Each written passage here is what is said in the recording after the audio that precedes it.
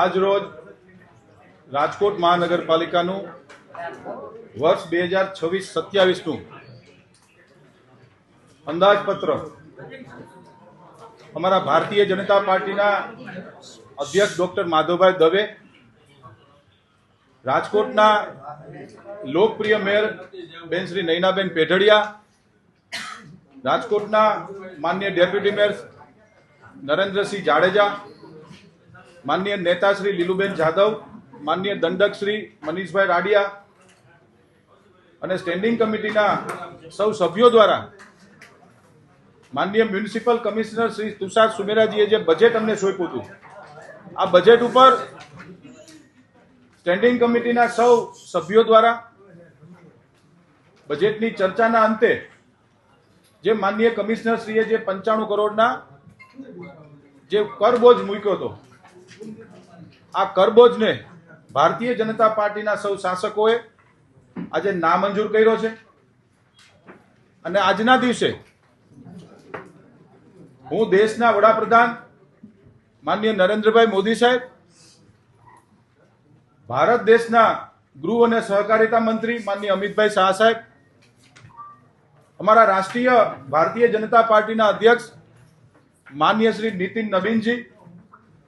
ગુજરાત રાજ્યના માનનીય મુખ્યમંત્રી શ્રી ભૂપેન્દ્રભાઈ પટેલ સાહેબ, અમારા ભારતીય જનતા પાર્ટીના ગુજરાત એકમના અધ્યક્ષ માનનીય શ્રી જગદીશભાઈ વિશ્વકર્મા સાહેબ, ગુજરાત રાજ્યના માનનીય ડેપ્યુટી મુખ્યમંત્રી માનનીય શ્રી હર્ષભાઈ સંઘવી સાહેબ અને ખાસ કરીને જેણે રાજકોટને વિકાસની હરણફાળ તરફ લઈ જનાર અમારા ભારતીય જનતા પાર્ટીના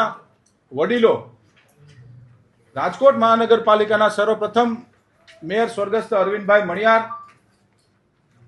રાજ્યના પૂર્વ મુખ્યમંત્રી શ્રી અને રાજકોટ મહાનગરપાલિકાના માનનીય મેયર શ્રી, માનનીય સ્ટેન્ડિંગ કમિટીના ચેરમેન શ્રી એવા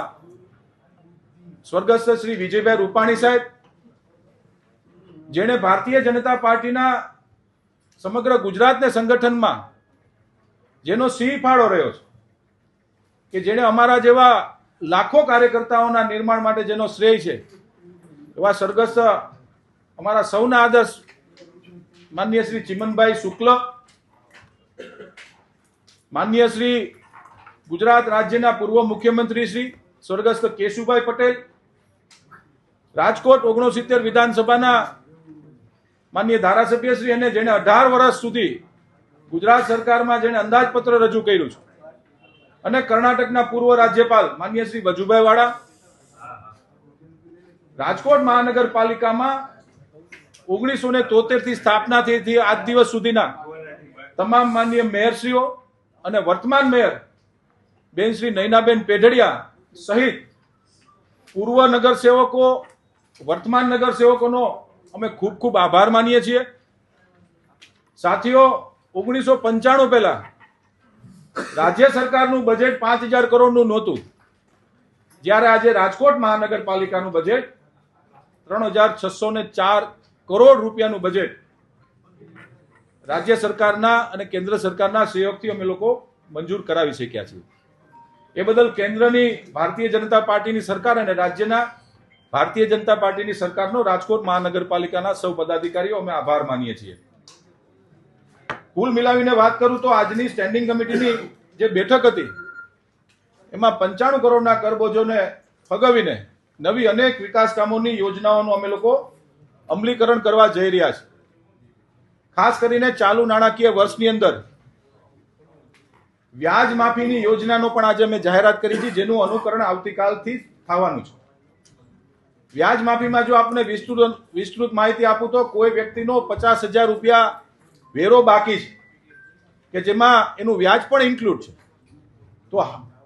હાઉસ ટેક્સની અંદર 5,000 રૂપિયા અને નળ કનેક્શનની અંદર 5,000 રૂપિયા, એટલે કે 10,000 રૂપિયા સ્ટ્રેટ 10,000 રૂપિયાની આજે અમે માફીની જાહેરાત કરીએ છીએ, જેનું અનુકરણ આવતીકાલ સવારથી થવાનું. કોઈને 5 લાખ રૂપિયા બાકી છે, કોઈને 30,000 રૂપિયા બાકી છે, કે કોઈને 1 લાખ રૂપિયા બાકી છે, સીધું 10,000 રૂપિયા રાજકોટ મહાનગરપાલિકાના ભારતીય જનતા પાર્ટીના શાસકો દ્વારા આજથી 10,000 રૂપિયાની માફીની જાહેરાત કરીએ છીએ. આપણે સૌએ જોયું કે રાજ્ય સરકાર દ્વારા જે કમ્પ્લીશન સર્ટિફિકેટ, જે ફ્લાવર બેડનો જે ઇસ્યુ હતો, એમાં માનનીય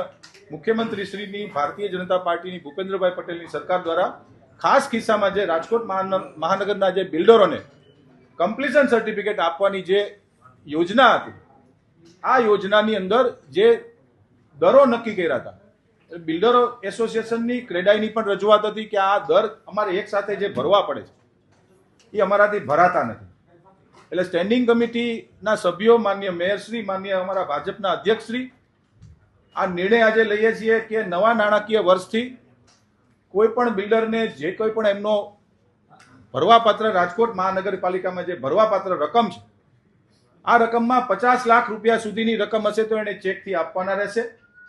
50 લાખ રૂપિયાથી ઉપર જેટલી પણ રકમ હશે, કોઈને 1 કરોડ ભરવાના હશે તો એના 3 મહિનાના 4 હપ્તા, એટલે કે 1 વર્ષની અંદર એને પૂર્ણ કરવાના રહેશે, જેથી કરીને બિલ્ડરોને જે તકલીફ પડતી હતી કે એક સાથે 2 કરોડ કે એક સાથે 5 કરોડ રૂપિયા ભરવામાં એ લોકોને વિસંગતતાઓ હતી, અને એની રજૂઆતને ધ્યાનમાં રાખીને આજે માન્ય મેયરશ્રી, માન્ય અધ્યક્ષશ્રીએ અને સ્ટેન્ડિંગ કમિટીના સર્વે સભ્યશ્રીએ નિર્ણય કર્યો છે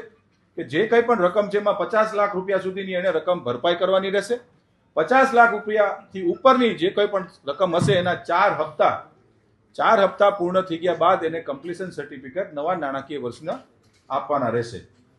યોજના નંબર 3, રેસકોર્સ સંકુલનું બ્યુટિફિકેશન સાથે નવીનીકરણ. રાજકોટ શહેરનું આપણું હૃદય સમૂહ રેસકોર્સ છે. લાસ્ટ યરમાં પણ આપણે યોજનાઓ લઈ આવ્યા હતા. રેસકોર્સની અંદર બ્યુટિફિકેશનની સાથે સાથીઓ, ગુજરાતનો સૌપ્રથમ આપણે દિવ્યાંગ પાર્ક બનાવવા જઈ રહ્યા છીએ. ડોક્ટર શ્યામા પ્રસાદ મુખર્જી આર્ટ ગેલેરીની બાજુમાં જે કલ્પના ચાવલા મહિલા ગાર્ડન પાસે જમણા હાથ ઉપરનો જે બગીચો છે, ત્યાં આપણે રાજકોટમાં પ્રથમ વખત દિવ્યાંગો માટે દિવ્યાંગ પાર્ક બનાવવા જઈ રહ્યા છીએ અને રેસકોર્સનું બ્યુટિફિકેશન કરીએ છીએ. યોજના નંબર 4, રાજકોટ મહાનગરપાલિકાના હયાત તથા નવા સમાવિષ્ટ થતા વિસ્તારોમાં નવા બ્રિજની જરૂરિયાત અંગે પાયલોટ સ્ટડી. રાજકોટ શહેર દિન પ્રતિદિન વધતું જાય છે. રાજકોટ શહેરની અંદર બ્રિજોની જે ઉપયોગિતા છે, ખાસ કરીને ટ્રાફિક વધતો જાય છે, ટ્રાફિકને અડચણરૂપ ન થાય એના માટેની બ્રિજોની જે ઉપયોગિતા છે એના માટેની એક પણ યોજના છે. રાજકોટ શહેરના વોર્ડ નંબર 15 ની અંદર મોહનભાઈ સરવૈયા કોમ્યુનિટી હોલનું રિનોવેશનનો એક યોજના છે. યોજના number 6, water distribution real time monitoring માટે સ્કાડા સિસ્ટમ. સાથીઓ, આ યોજના રાજકોટ શહેરમાં જે નર્મદાનું પાણી સૌની યોજના હેઠળ જે રાજ્ય સરકાર રાજકોટ મહાનગરને જે આપે છે,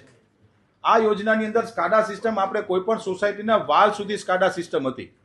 કે વાલ જ્યાં મેનોલ જ્યાં હોય ત્યાં સુધી સ્કાડા સિસ્ટમ એક્ટિવ હતી. પરંતુ નવા નાણાકીય વર્ષની અંદર કોઈ વ્યક્તિ, દાખલા તરીકે મારા ઘરેથી હું કમ્પ્લેન કરું છું કોર્પોરેશનમાં કે આજે મને પાણી ઓછું આવ્યું છે, તો એની કમ્પ્લેનનું પ્રોપર મોનિટરિંગ થાય કે ભાઈ ઓછું આવ્યું તો 100 લીટર ઓછું છે, 200 લીટર ઓછું છે કે સાવ બ્રેકઅપ પડ્યું છે,